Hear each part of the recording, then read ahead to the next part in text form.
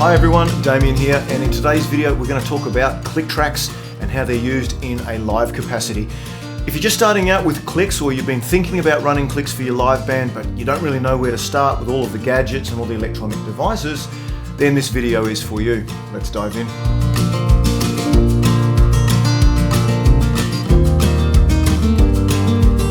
Okay, so first of all, what are clicks or click tracks, and why do bands use them? Click tracks are essentially a metronome. They set the tempo for a musician or for a band to play along to. Now, typically that click is going to be in the form of audio, so it's something you will actually hear. And that audio will come out of an electronic device of some sort, usually something like a digital metronome. You set the tempo, you hit play, and off you go. And the band is expected to keep in time with those clicks that they're hearing. Now, in recent years, playing along with clicks has actually become more and more common. And so what's happened is manufacturers have started experimenting with alternative ways to actually transmit or present the click to the musician. So for example, it could be audio, as I just said, or it could actually be a visual cue. It could be like a flashing light to show you where that click is. Or in the case of something like the Soundbrenner, you can even wear these things as a wearable, like as a watch, and you can feel the click pulsing into the back of your wrist. It's actually pretty cool. And this is all fascinating stuff. But why would a band want to use clicks in the first place?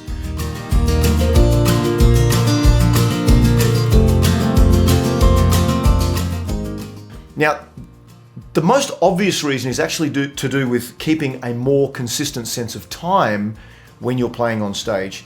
And most of us already know, if you've done any amount of live work, that your emotions and in fact your overall well-being can really mess with your sense of timing. So you might be super hyped for a show one night, maybe you're nervous going on stage, or maybe you're not feeling well one night, and all of that stuff can throw your timing way off.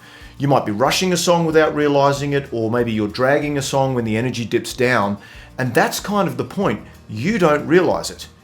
And the thing is, unless you've had a ton of stage experience, and unless you've got total control over yourself, tempos are not going to feel the same to you internally as compared to what it actually sounds like live on stage. And if you've ever recorded yourself live on video, you probably have encountered this situation where you play the video back and you're sure it sounds too fast, because you would be convinced that it doesn't sound anything like the way you played it when you were there playing it. It's an illusion, because your body makes you interpret tempo differently depending on all of those factors I just talked about. Now, another reason we see professional drummers in touring bands and all those sorts of things using clicks at a live show is because they need to stay in time with backing tracks. Now, I've talked a little bit about backing tracks in videos that I've done in the past. But backing tracks are essentially pre-recorded sections of music which are triggered automatically to play at a certain point in a song or in a set. And it layers underneath the live band. So when we use a backing track, that would usually be to add an instrument or a layer of sound that we can't actually bring to the show. So it could be, strings from a symphony, or maybe a fiddle, or an instrument that we don't have in the band that we need at that point. And so we could actually program that as a backing track and play that as we need it. Now, the thing with backing tracks is that you might think that you can just get away without using a click and just play along to them without one. But not every backing track will even have a clear sense of tempo or rhythm. So think about, for example, if your backing track is soft legato strings or sort of sporadic sound effects. It's hard to stay in time with a lot of that stuff without some sort of guide, and that's where the click comes in. And sometimes the backing tracks don't even start until halfway through a song. So we need a click to help guide us to know when those parts of the song are coming up. Now, clicks, of course, aren't just for backing tracks either, especially in the professional context, because a lot of bands nowadays sync not just backing tracks and clicks, but they're also syncing their whole performance with things like lighting changes, video clips that you see on those big LED walls, sometimes on the side of the venues or behind the artists. They could be using it to trigger effects like smoke machines or pyrotechnics and stuff like that. So in those situations, having a click track, it's actually really, really important for syncing up all of those elements of those larger production type shows. Now, before we dive in, just a word of warning. if you've never played with a click track before, make sure you practice with it first and do this a lot before you take it on stage. And don't just do it solo. Rehearse playing with your band so that everybody gets to feel what it's like to play to an external device. It's a very specific thing that you don't really understand until you actually see it playing out in front of you. Because what happens is everybody tends to have a tendency to naturally push or pull against the click. And that can be really sort of off-putting when you experience that for the first time. But the more you do it together, the tighter and more confident it's going to sound when you actually get it out live.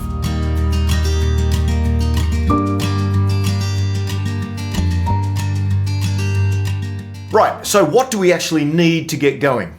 And the big question to ask yourself here is, who actually needs to hear the click? Now, sometimes it's just the drummer, and that's totally fine. And the rest of the band just essentially lock in and follow the drummer's lead. But sometimes all, or maybe some of your other bandmates are also going to need to hear the click. And the other big question you got to ask yourself is, do you just need to hear a click, or are you also planning to sync full backing tracks and move towards a lot of that automation that we touched upon earlier? So we're going to start with the simplest scenario first, and that's the scenario where we only need to hear the click itself, and let's say only the drummer or one person needs to hear it. So this is the simplest of setups, and I think it's a pretty good way of starting out. So all we really need here in this scenario is a device to play the clicks themselves and something for us to hear them with. Now, the cheapest example I can think of here is a digital metronome and maybe a set of wired earpieces or headphones. Now, I did a quick search on Amazon, and this is all in Australian dollars, mind you, and it turns out you can get a simple digital metronome these days from around $7. And you can spend over $100 if you wanted to go that far, but I actually wouldn't recommend doing that for reasons that I'll get into in just a moment. So the metronome itself is very, very cheap. And then, of course, we're going to need some earpieces or in-ear monitors, as they're more commonly known. We could use headphones, but it does look kind of awful, when you're doing that live. So let's stick with generic in-ears. Now, the good news is that in 2025, especially with all of these people now using in-ears and clicks live, is that these things, there's a ton of options out there now, and they're all becoming quite affordable unless you're going absolute top of the line. So the KZs are popular now. I think you can get a set of those for under $100. JLab is another decent brand that you can get. Audio Technica, Shure still do the SE215s and some cheaper models as well. So you shouldn't be spending too much on earpieces. So again, to keep things simple, we'll just stick to hard wired monitors. We won't worry about wireless stuff. But if you are going to go wired, make sure you get a set of in-ears that have a long enough cable between where you plan to mount the digital metronome and where your ears are going to be when you're sitting down, or get yourself an extension cable. So in this first example, the drummer has the metronome at the ready, dials in the tempo, hits start, and counts the band in. Only the drummer's hearing that, so if everyone else, it's really just a case of waiting until the drummer's ready to go. So I would turn side on, I'd type in the tempo or wind the dial to where I want the speed to be. I click start, I'll hear the clicks, and now I count the band in, and off we go. Right, so very simple scenario, very cheap to set up. Let's first of all talk about the advantages. The big advantage here is that it's cheap, right? You could get the monitors and a digital metronome for under $100. Really no reason why you couldn't get out and do that now if you wanted to, right? It's cheap. It's also very portable. All you need is the set of the in-ear monitors themselves and the digital metronome, and you're good to go. So that's good. That's good advantages, but there are quite a few drawbacks from this method, so disadvantages. The first thing is that presets aren't really available. So because you don't have any programming or preset capability or the ability to save certain things, you don't have any option for programming, right? So it's literally type in the tempo or dial the tempo, hit start, and off you go. Now that's simple enough to do, but is it quick enough, right? Because you would have to then have a set list beside you with all of the tempos ready to go. At the end of your first song, you need to stop the click, dial in or type in the second tempo, press start, and then off you go. Now, if your band has this performance sort of concept where you want to keep the show going, that's going to become a break in your performance, and so that could potentially be a deal breaker for you going down the road of this method. The other thing that is a little disadvantageous is that you can really only define each click by its tempo.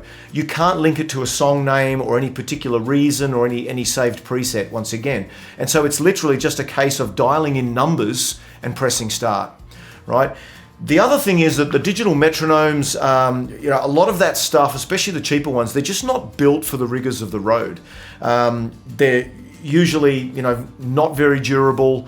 They're quite small, which means they're hard to see. Some of them don't have backlit screens, so you can't see them in the dark. Very small buttons that you can't reach very clearly. Maybe they're not tactile, so it's not clear to know if you've actually started something or not. Right, so there are a number of things there that just make them a little bit more complicated to use live than maybe you would want. Okay, so now let's look at a better way to achieve the same result we would have got from the digital metronome and the cheap in-ears. So rather than using a standalone digital metronome, one of the things we can do is actually use our phones. Metronome apps for phones are a dime a dozen these days, and since people already have a phone for the most part, it's not something that you're going to have to spend additional money on, and this is why I recommended not spending money on a standalone digital metronome earlier. Now, some of these apps are going to be free, and some of them can be a little bit flaky. I used to use the free version of an app called Metro Timer, and I used that for years, and I actually still do in some situations, so I can recommend that one. So what I'll do is I'll bring it up on screen, and let's actually walk through the app and how it would work. Okay, so I open my phone, I go into my apps, there's Metro Timer on the top left, open that up, and I'm presented with what looks to be a digital metronome. We've got the tempo across the top, we can make that faster or slower using the addition subtraction icons there. We could also grab the blue bar, and while holding down we can scroll that. Okay, so we can quickly move up and down on the various tempos that we need. And of course we can also tap. So if I was to tap a couple of times, 1, 2, 3, 4, it will estimate the average speed that I was tapping, or the tempo, and it's set that automatically at 130. So then we can click the play button, and off we go. Now notice that it also has a light. Right, bring that up to the screen there. So that can also keep me in time visually if I wanted to bring the volume down and just watch or look at the metronome itself. But the sound ends up being the better way, especially if you've got earphones. You can have some presets down the bottom as well, so if you want to have like a practice timer or a couple of basic presets. And you can also go into your settings option. You can change the sound of the clicks and stuff like that. So fairly basic, but for the most part, it's got everything that you need. Okay, so the advantages of using a phone app, as I said before, most people already have a phone, so that's easy. Also, other things like cradles, clamps, mounts for phones, usually very, very easy to find and mount. And one thing that I'm probably going to cop some heat for this, but you can actually use Bluetooth headphones for this. So I use AirPods, for example, and I actually do this a lot, believe it or not. Now, yes, Bluetooth has delay, but remember, the click at this point is not for everyone. The only one who needs to hear the click in this example is going to be me. And it's only me. So the slight delay with Bluetooth isn't going to be an issue as long as it's consistent and as long as I can hear it. The other thing is, phones are a lot easier to see in the dark, of course, because it has an illuminated screen. And again, you can just mount them very, very easily and refer to what you need. Disadvantages? Well, what happens if you receive calls or texts or everything else that a phone does while you're playing? That's a big problem. You can put it on silent mode or airplane mode, and I absolutely recommend that you do that. But interruptions are, they can be a thing on a phone, so just be mindful of that.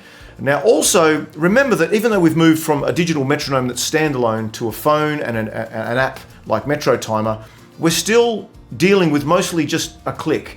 Maybe we've got some tap tempo, but we still don't have song names. We've got limited presets. And what happens if our song changes tempo halfway through? We can't program that stuff.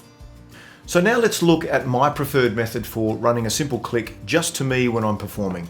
So I use an iPad, and it has an app on there called Setlist Maker. Now, Setlist Maker is actually a paid app. It's not free, but it isn't very expensive either. And in my opinion, it is well worth the paid version. Setlist Maker is kind of like a digital metronome, but like on steroids. you still have your metronome clicks, you still have your tap features and all that, but now you can create songs, and importantly, you can save them by name. So this means that now we have a collection of songs that are configured with all of their tempos preset and saved, and we can use the app to maintain our set list. So what I'll do now is let me walk you through what we have set up on my iPad, and we'll take a little bit of a closer look at Setlist Maker and how it works. All right, so now I am on my iPad, and you can see down the bottom there in the bottom right. I'll just highlight it for you there. There's Setlist Maker. So we open Setlist Maker up, and the first thing it presents us with is sort of like a header screen, and we choose the band that we're doing this for. So this can actually be custom preset for the band that you're in. So my band, Renegade, there we go. We'll open this up. And we are now presented with all of our different options for shows, songs, and a range of other things. If I just look at the songs first, so this is going to be when we first start adding songs to this app. We click on songs on the left-hand side, and you will see now that it comes up with many songs that my band would play. They're all preset, they're all saved, and they're all in the app ready to go. If I was to click on one of these songs, let's just say Boot Scoot Boogie, for example, it will open a screen onto the right, and on the right hand side what you'll see is the artist name and other information. Importantly for us, we can look at the tempo. Right now we could manually enter this if we wanted to, or as we saw in other examples, we could actually tap the tempo and set that tempo to that song. But this is actually the key point here. All of these presets are being preset per song. And so it's not like the digital metronome scenario where you have tempos and you can't really assign them to anything, or they don't make sense other than the number of the tempo that they're set at. But with an app like this, you can actually start organizing things by songs. And because it's organized by songs, you can actually use this not only as your metronome, as your click tracks, but also as your set list. So you don't need to print out set lists anymore, which is huge. So if I go back now, let's look at the shows. So a show would be a collection of these songs in various sets. So again, it's basically your show for the night. So when I click on shows, I can see that I've got some there for 2025 and 2024. When we create a show, if you put the date of the show in as part of the configuration of that show, once you've played the show, it will actually archive it under the year name. So it sort of keeps it catalogued nice and neatly for you. So what I'm going to do is I'm going to create a new show. Here we go here. And it says edit details. So the first thing that we need to do is name the show. So we'll just call it new show. We can put in the date. Let's say the date's going to be today. The start time, end time, you can put in how much you're not getting paid. You could even color code this. So if this particular show was one of maybe a few that you're doing today, and you wanted to highlight that as the first one today, you could actually change the color of the name as it appears. Some of that stuff can actually be, more handy than you think, especially when you're, rushed for time and you're not thinking clearly. But once we've named our show and put in all the header details, we can click continue. And now we have the option over on the left to add songs to this particular show. So let's click edit songs. And of course there's nothing there at the moment, so we've got our show ready to go. We need to start putting in the songs that are going to be part of our set list. So you can see it's got set 1 there over on the right hand side at the top. Let's now click add songs. We're going to add some songs to the first set. So we click add songs, and then just like that songs menu we saw before, the songs will appear, and we literally just click on the ones that we want in the order that we want them. So let's say we'll do Boot Scoot Boogie first, Beer Never Broke My Heart, we'll do Bad Moon Rising, and then, God forbid, we'll do Achy Breaky Heart. Once I've done adding songs for my first set, I can click the save button at the top right. It now saves them, and you can see that it's added them to my set list. Now you can also see that there's 3 little horizontal lines against each of those songs. If I wanted to click and hold those, you can see that I'll be able to resort the order of those songs just to make sure that if I've got some songs out of order, that I could easily reorder them. But let's say that's my first set, and now I'm taking a break, and we're going to do some more songs later on in the day or in the evening. I can click add break down the bottom, and you can see now that set list 2 appears below that. So now I'm ready to start adding songs to my second set. So once again, I go down below set 2 and click add songs. Note that I could add some songs to my first set because the option is still there in the first set to add songs. But let's do add songs to set 2.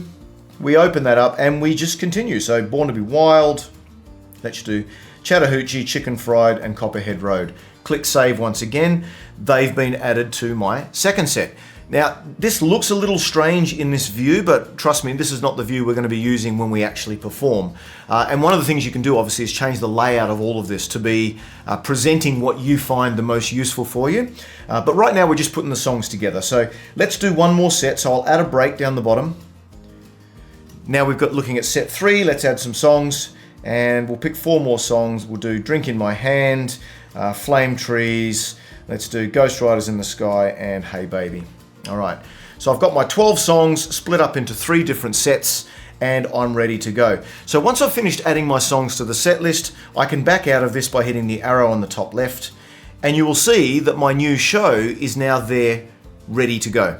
Right, so when I click New Show and click View, now it will come up with the view that I have chosen, and this is, again, the layout that I have designed to show when I'm actually performing this on stage. In other words, what I'm going to see when I'm actually playing the show. Okay, now this is portrait mode at the moment. I could, of course, flick that to landscape, and you'll see it'll be a bit bigger. I actually have it in landscape because of the way that my mount, my mounting device is set up on my mic stand. But I can scroll through these songs. You can clearly see where the set breaks are. And to start a song, I literally just click the little metronome indicator against the song that I want to start. So if we're starting with Boot Scoot Boogie, I hit the metronome, the song starts. Now if I want to go to the next song, I hit the metronome next to Beer Never Broke My Heart. A different tempo, of course, that comes in automatically. So the beauty of this is that you've got all those tempos preset, but you have them in the form of a set list. So you're killing 2 birds with 1 stone here. You've got all your tempos, you can change between them instantly. Obviously they're easy to hear, but you can obviously click on any song and get that song going. So if we wanted to skip Bad Moon Rising, for example, and go straight to Achy Breaky Heart, then I just hit the metronome icon next to Achy Breaky Heart or Chicken Fried. Right, and I can hit the metronome again to stop that in case something goes wrong or I don't want to hear the click anymore. So it's very, very easy to use. I've got this set out in like a very, very large format that's easy to see. I bring the brightness of the iPad down on stage so it's not sort of glaring at me and showing in the audience.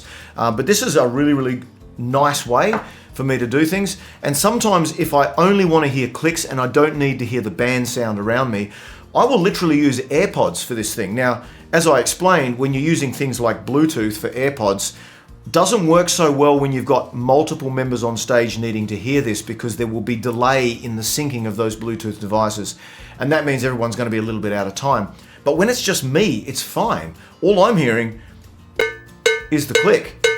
Provided that click is consistent, it doesn't matter if it's a little bit late because it's not late against anything. It's really just me that's hearing this thing. So once those clicks are in my ears, I can count the band in, the band can come in with me and stay with me, and I can change the songs if and as we need. So yeah, this app is really, really cool. I've been using it for a long time. I'm not using it for the bigger shows now. That's part of another video and I'll talk about that soon. But this, I think, if you're dealing with just a click track and it's just you that needs to hear it, this would be the best way to go in my opinion. Okay, so the advantages of an iPad and an app like Setlist Maker. Well, with a Setlist app, tempos are going to be embedded within the songs that you create. So you can use the app to not only drive your click tracks, but also to configure your set list. So you're not going to be printing out pieces of paper with your set on them, every night. It can actually handle that on the app itself. And that also means you could recall that set list very, very easily for a show later on down the track. The iPad, of course, has a much larger screen, and that's really good for blind people with fat fingers like myself. But that also lends it to a disadvantage, and that is that larger screens tend to be more fragile than smaller ones. And so you need to take a little bit more care in how you transport and store iPads if you're going to start bringing them along with you to shows. Definitely get a case for it, a hard shell case if you can. And the other thing is, because the screens are larger and because the iPad is a larger device than a phone or a digital metronome, not only is it easier to see, but because it's easier to see, it's also easier to steal. And so if you're the kind of person that sets up for a full night of shows and you're planning on leaving your iPad set up for the duration of the night in between sets, you'll want to keep your head on a swivel because it is alarming how quickly things disappear if you're not paying attention.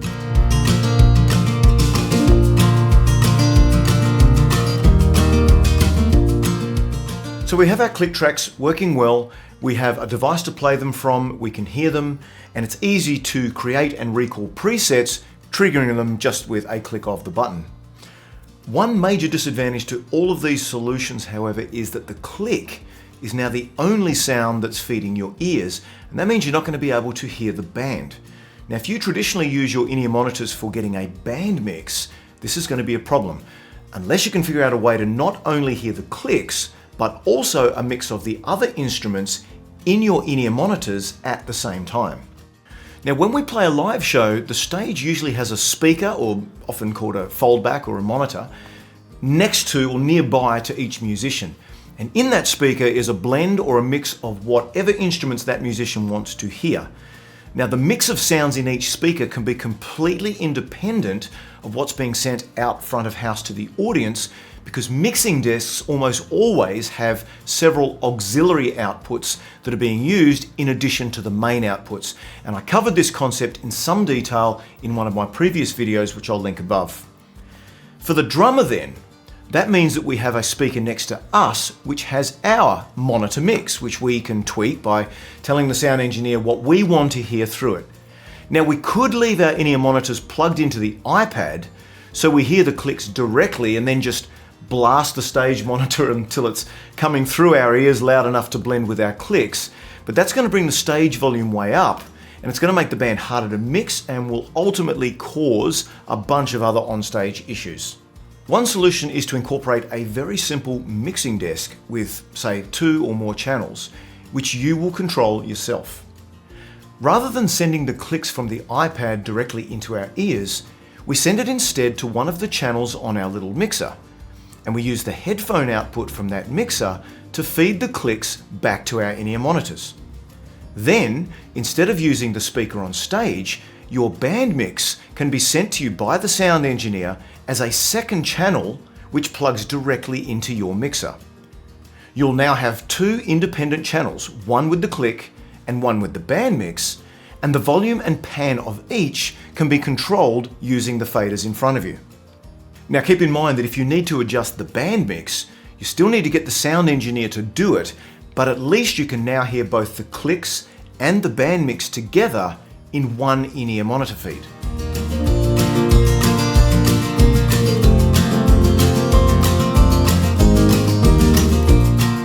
Now, as I mentioned earlier, there are going to be use cases where other members of the band are going to need to hear the click, and it's not often just the drummer.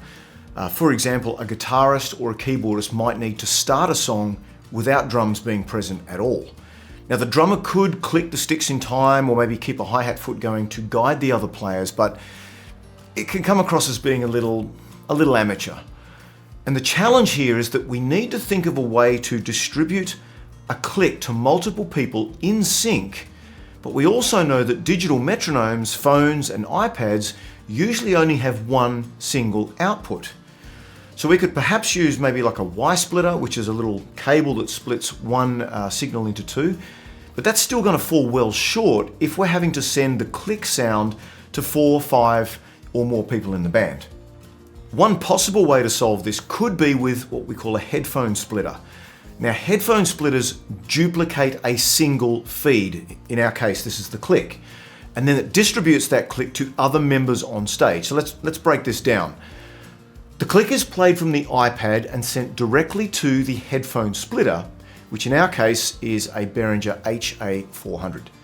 Now, the HA400 on-sends the click directly to the earpieces of up to 4 musicians, including yourself. For a larger setup, you could use the HA80008 to do this, which accommodates up to 8 players. Somebody, in this case the drummer, would still be responsible for starting, stopping, and changing the clicks, but now everybody hears it together in sync with one another. And of course, if you have your personal mixer with you, you can still have your band mix alongside the click send that you receive from the headphone splitter. The problem with this, though, is your other musicians.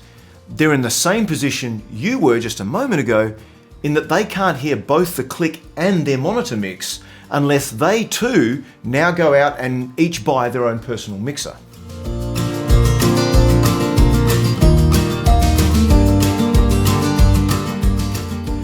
So the better way to handle this, and the way it's most commonly done on small to medium stages, is to send the click tracks not to a headphone splitter, but instead through a DI box and onto the front of house engineer. You have to remember that this method is actually how the sound engineer is connecting most of your instruments on stage anyway. And so the iPad and the clicks effectively become just one more instrument to plug in and mix. Now the sound engineer would have to keep the click channel muted front of house so that it doesn't go to the audience and so that they can't hear it. But they can send individual mixes, which now includes the click, back to you and back to each member on stage. Now these are often called return sends because they literally return the sounds of the musicians back to them after going through the main desk. Now the musicians will all want to hear the click, but of course what we don't want to do is to send the click through the on-stage monitors because then the audience is going to hear them through those speakers.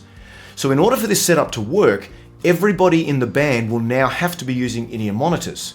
And they'll also need a little belt pack, which you've probably seen with a lot of monitoring systems, to help connect those return sends to the musician, which is usually brought in the form of an XLR cable or in XLR format.